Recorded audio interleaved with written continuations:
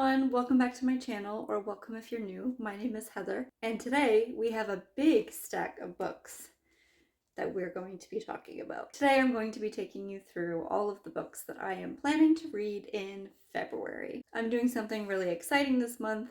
My husband and I are actually going to Florida for a vacation for 10 days, which I am so excited for. It's just been snowy and cold here in Ontario, and I am so ready to leave and lie on the beach and read a book in the sand. Who am I kidding? I'm going to be reading by the pool. I'm not really one for the beach. But still, you get my gist. So follow along as I take you through all of the books that I plan to read this month. I'm going to be starting off with a few of the books that I'm actually planning to take with me to Florida, starting with Hamnet and Judith by Maggie O'Farrell. I realize most of you will probably recognize this book as Hamnet. I did have to do a quick Google search actually. When I looked at my library, I saw that they had Hamnet and Judith available, but I wasn't 100% sure if this was the Hamnet book that I had been seeing everywhere and the book that so many people love that I've been wanting to read for a while. But it is in fact the same Hamnet that you're probably seeing all over BookTube as well. England 1580. A young Latin tutor, penniless, bullied by a violent father, falls in love with an eccentric young woman, a wild creature who walks her family's estate with a falcon on her shoulder and is known throughout the countryside for her unusual gifts as a healer. Agnes understands plants and potions better than she does people, but once she settles on Henley Street in Stratford, she becomes a fiercely protective mother and a steadfast, centrifugal force in the life of her young husband.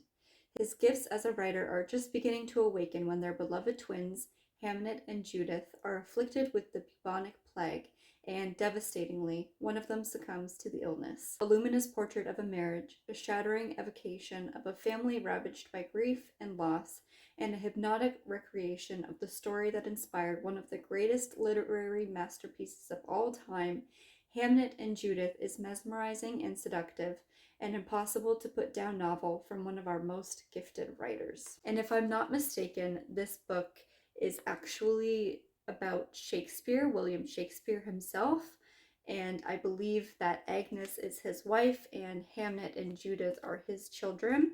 And as far as I understand, Hamnet actually inspired his play Hamlet.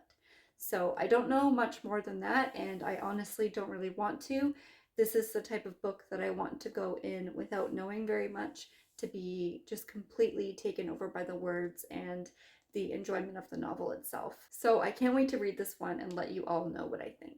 Next up we have At Certain Points We Touch by Lauren John Joseph. It says on the front, a stone cold masterpiece by a shocking new talent. It's 4 in the morning and our narrator is walking home from the club when they realize that it's February 29th, the birthday of the man who was something like their first love. Piecing together art, letters, and memory, they set about trying to write the story of a doomed affair that first sparked and burned a decade ago. 10 years earlier, and our young narrator and a boy named Thomas James fall into bed with one another over the summer of their graduation. Their ensuing affair, with its animal intensity and its toxic power play, will initiate a dance of repulsion and attraction that will cross years, span continents, drag in countless victims, and culminate in terrible betrayal. At Certain Points We Touch is a story of first love and last rites, conjured against a vivid backdrop of London, San Francisco, and New York. A righteous, razor-sharp, coming-of-age story that marks the arrival of an extraordinary new talent. That just sounds absolutely incredible. I've seen a couple people post about this book so far, and they're just putting out rave reviews about this book. So I'm so excited to dig my teeth into this one, and I can't wait to let you know what I think about it. Next up is Reminders of Him by Colleen Hoover. I read a few books by Colleen Hoover last year. I think I read Ugly Love for sure, which was actually on my top 10 books of 2022, believe it or not. I also read It Ends With Us and Verity. Verity, I think I gave 2 stars. It Ends With Us, I gave 3. And Ugly Love, I gave 5. So I'm kind of all over the place with Colleen Hoover, so I am interested to see what I think of Reminders of Him. From what I've seen online, this seems to be a fan favorite by Colleen Hoover, so I am really interested to see what I think about this book. After serving 5 years in prison for a tragic mistake, Kenna Rowan returns to the town where it all went wrong, hoping to reunite with her 4-year-old daughter. But the bridges Kenna burned are proving impossible to rebuild. Everyone in her daughter's life is determined to shut Kenna out, no matter how hard she works to prove herself. The only person who hasn't closed the door on her completely is Ledger Ward, a local bar owner and one of the few remaining links to Kenna's daughter.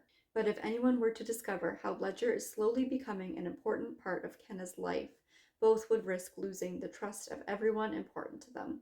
The two form a connection despite the pressures surrounding them, but as their romance grows, so does the risk.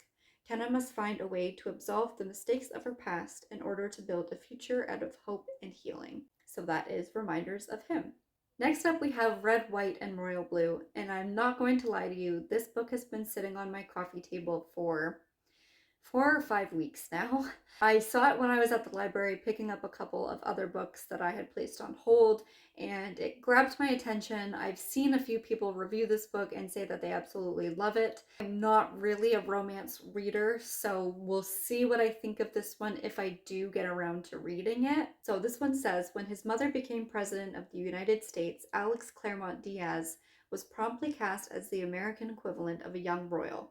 Handsome, charismatic, genius, his image is pure millennial marketing gold for the White House. There's only one problem.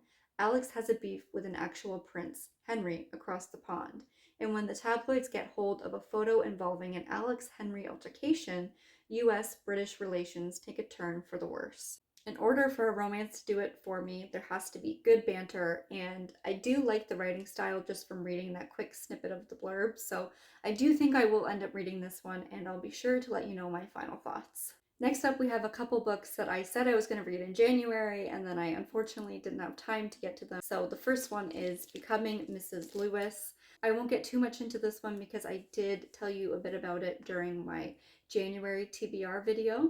But just to give you a quick snippet, it follows C.S. Lewis, the author of The Lion, the Witch, and the Wardrobe, as he and the said Mrs. Lewis start their love affair, and it follows them through time, basically, and it follows their love story. So I thought it sounded really sweet, and I am looking forward to reading this one. I promise I will read it in February. The last physical book I have with me is An American Marriage. This was another one that I said I was going to read in January, and I did start it, but I will be finishing it in February. Again, I won't get too much into this one because I did explain a bit about it in my January TBR as well as my January wrap-up, but it basically follows Celestial and Roy as Roy is sent to prison for a crime that he did not commit, and it follows their marriage as he is in jail and Celestial continues to live outside of jail, of course.